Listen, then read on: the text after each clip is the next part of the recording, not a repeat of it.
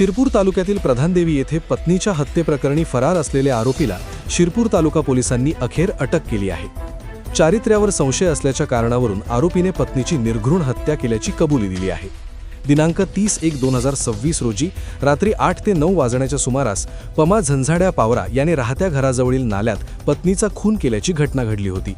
या प्रकरणी मयत महिलेच्या भावाने आसाराम भायला सेनानी यांनी दिलेल्या फिर्यादीवरून शिरपूर तालुका पोलीस ठाण्यात गुन्हा दाखल करण्यात आला होता।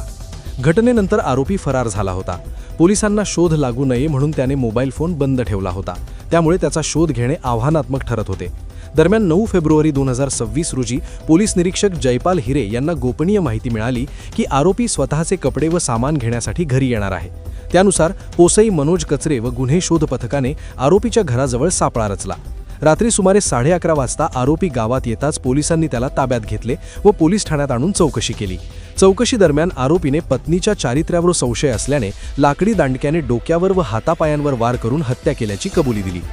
ही कारवाई पोलीस अधीक्षक श्रीकांत धेवरे, अपर पोलीस अधीक्षक अजय देवरे व उपविभागीय पोलीस अधिकारी सुनील गोसावी यांच्या मार्गदर्शनाखाली पोलीस निरीक्षक जयपाल हिरे, पोसई मनोज कचरे व गुन्हे शोध पथकातील अधिकारी कर्मचाऱ्यांनी केली। पुढील तपास पोसई मनोज कचरे करत आहेत।